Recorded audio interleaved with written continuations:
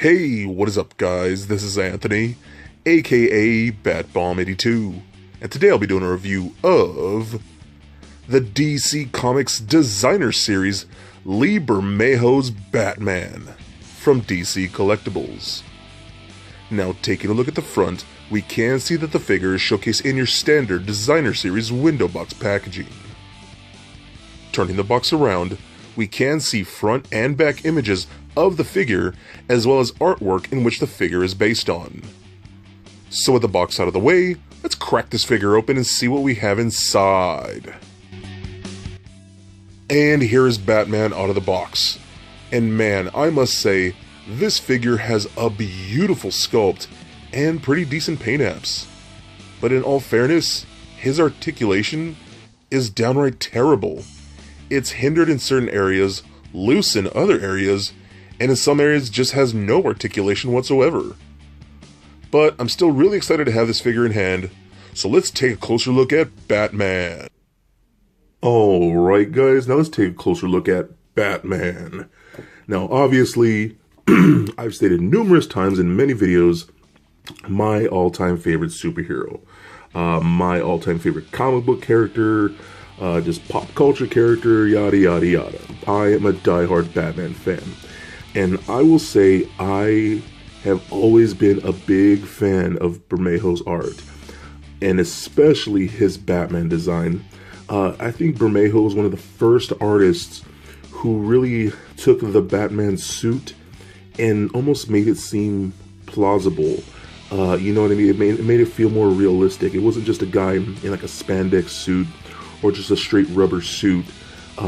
It felt more real and gritty and dirty, and that's what I really loved about Bermejo's artwork. And I think as far as the sculpt goes and the paint apps, they really capture that. We can see right here in the face sculpt, totally screams Bermejo. I absolutely love the way that Cal is, where you can kind of see more around the eyes. It's not blacked out like you would, like, let's say, Michael Keaton eyes, where he wore the black eye paint around his eyes just so you can see just the pupils and whatnot. You got to see more of the face right there, which is pretty good for what it is. I do like that in the shape of the cowl and whatnot. I do love the paint apps of this figure. Really good dark washes.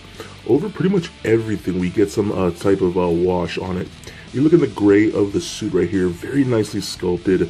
I love what Bermejo did with the design, with like the fragmented bodysuit just around here and whatnot.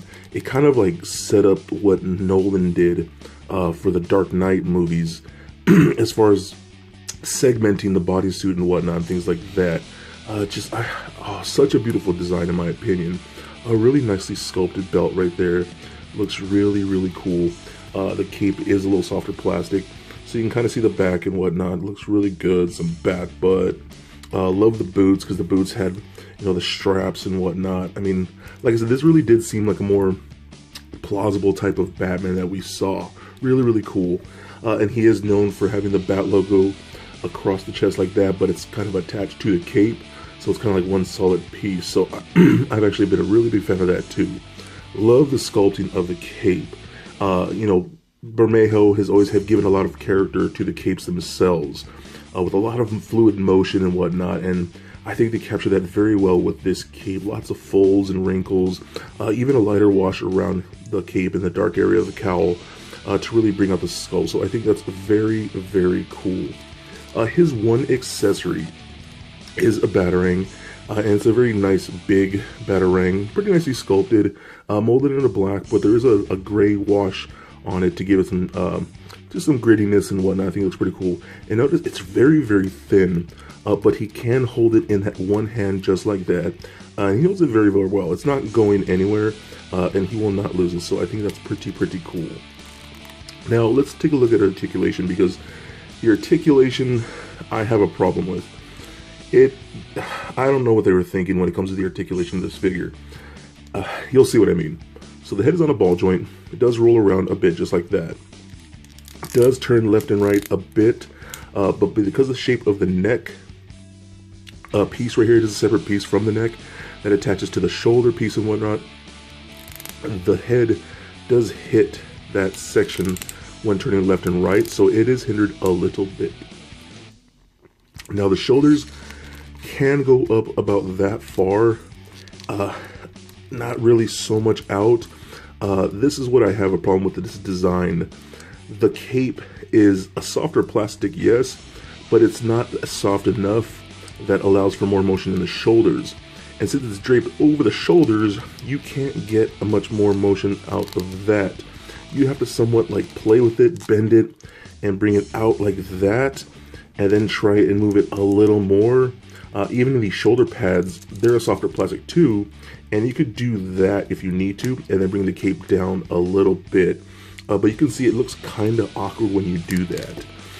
We got a rotation at the bicep, single bend at the elbow, rotation at the wrist, as well as hinge at the wrist.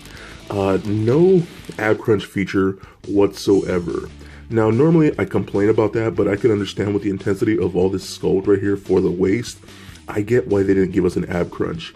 But for the love of God, why didn't they give us a waist cut right here to at least rotate him? That was a prime opportunity to, okay, I get it, don't give us the ab crunch, but at least a waist cut, and they gave us nothing, so you cannot rotate him at all, and that really pisses me off. So he can kick far about front forward that much, back about that much, can do the splits about that far, but look how ugly that cut is. The design of how they did this is just horrible. So if you want to get him kicking out like that, I mean, look at how weird that looks. That segment, oh, I don't get what they did there. I mean, yeah, that doesn't look natural. It doesn't look right. It just looks awkward and weird. I don't get it. I really don't get it. So you got rotation at the thigh, single bend at the knee, no boot cut, but we do get an ankle joint, allows you to point the toe up and down, and a really, really good ankle rocker in there. And then with this figure, it does have suffered from weak ankles. So I notice whenever I'm posing him around, the ankles right here just tend to be really wobbly and loose. So he's always kind of like, I stand him up, and he's always kind of doing the splits on his own just from the weight of the figure. So it's a little really weird. Those ankles aren't as sturdy as I would like. Same thing with these hip joints. Those are loose too. I mean, you can kind of see just how not tight they are.